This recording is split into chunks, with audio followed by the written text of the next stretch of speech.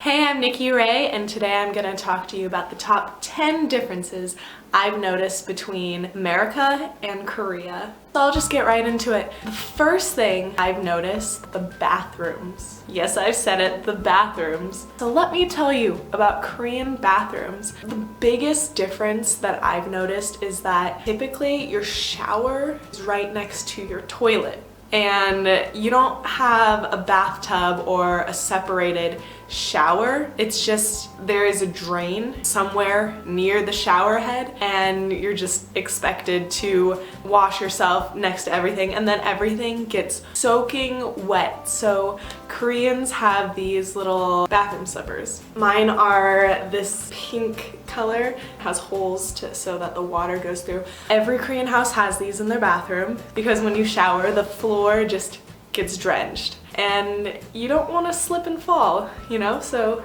bathroom slippers. Thankfully, my shower has a glass wall. At least my toilet doesn't get wet. Wet toilets are the worst, especially in the middle of the night. There's nothing worse than a wet toilet when you're half asleep trying to go to the bathroom and then you're like, why is my toilet seat wet? TMI. Talking about TMI, the second difference I've noticed in Korea is their toilet paper. Ding! Since we're on the topic of bathrooms, not all public bathrooms have toilet paper in the stalls, unless you're at a very big department store, but typically the toilet paper is outside of the stalls in a common area and you're just supposed to rip how much you need. Note to self, you really need to know yourself and how much you actually need, because you don't want to get too little because that's terrifying. But you also don't want to get too much because then you come out and people are like, that person didn't know how much toilet paper they needed, and you don't want to waste it either because that's shitty. No poop jokes.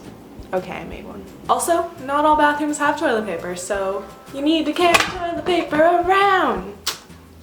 Alright, so let's move on to number 3. Number 3 is the air quality. So right now Korea has this huge issue about the pollution from China and Japan coming in. So there is a lot of smog, and if you're like me and you have asthma and like really weak lungs, it makes you sick all the time. So it's very common to have a face mask. So it looks like a surgical mask. I just got this last week.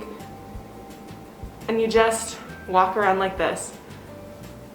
A lot of people wear them and it's a super smart idea. This was only 2,000 won, which is maybe $1.75. So it's cheap, easy, and I got mine in black, and they come in a whole bunch of assorted colors. While we're on the topic of air, number 4 is the air in Korea is really dry. Really dry. Side note, most Koreans do not have a dryer. So you have cool little drying racks so your clothes just dry overnight. But with the dry air, I suggest getting a humidifier because that will save your life. Number 5, the cost of living. So the cost of living is super cheap in Korea. Like, you can do all these fun things, like going out to eat is super cheap, going out to drink is super cheap, movies are super cheap. I went to the movies last week and for 2 tickets, it was only 16,000 won, which is about roughly $15. And in Washington, that is just barely over the price of 1 ticket. So you could go crazy, have fun, it's cheap, you can afford it. Let's get a hands up, who likes to have fun? Me, right? Me. That was strange. While we're on the topic of cheap things, number 6, drinking, as I mentioned before, is super cheap. And it's kind of the number 1 pastime. Korea has a huge drinking culture. You can drink with your friends, you can drink with your co-workers, you can drink with your boss, and everyone's just kind of cool. But beware, they will drink any day of the week. I went out with my co-workers on a Wednesday and we went hard.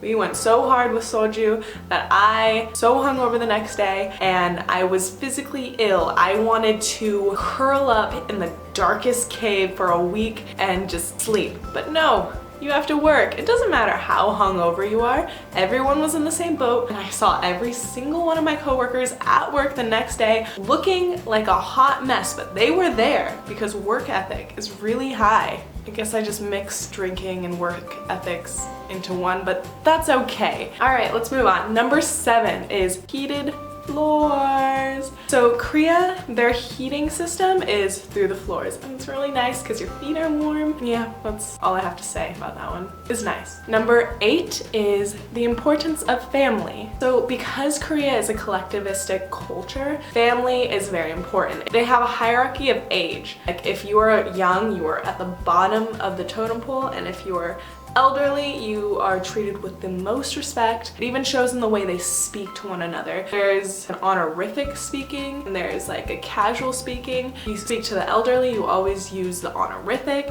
and it goes by age and then your social class ranking. With that in mind, your family name, where your family comes from, what your father does for a living, how much money you grew up with, that is all super important. Definitely creates a battle of the classes. In America, we're very individualistic, so for the most cases, it doesn't matter where your family's from, if that makes any sense. Let's move on. Number 9 is Korean beauty standards.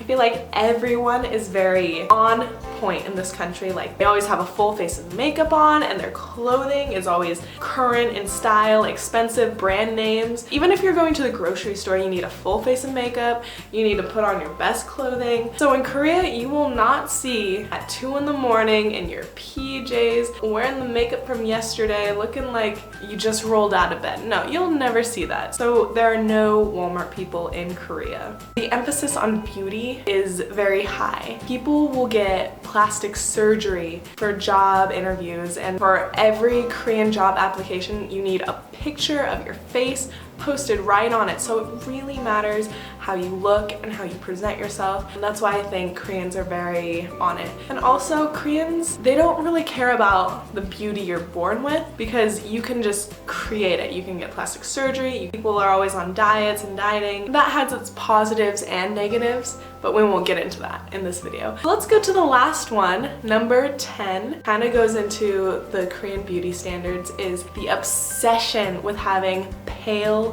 skin in Korea. In America, people are always trying to tan, and that is the beauty standards, but in Korea, it is pale skin. In the month that I've been in Korea, I get commented on my pale skin every single day. Every single day. So in America, very rarely I've gotten comments on my pale skin, but most of the time it's like, hey Nikki Ray, you should see more sunlight, like you look kind of sickly. Then again, I'm from Washington State, so it rains 70% of the year, so a lot of us are really pale, so it doesn't really matter. Personally, I don't really care if I have tan skin or not. Honestly, I think I look better with pale skin, but then again, who knows? I could be corrupted by Korean beauty standards and I don't really know. Anyways, Koreans are always striving to have pale skin. They have these beauty products that are skin whitening, skin paling, whatever, but they love pale skin. And I think it roots from a long time ago when if you're working out in the fields, you're poor,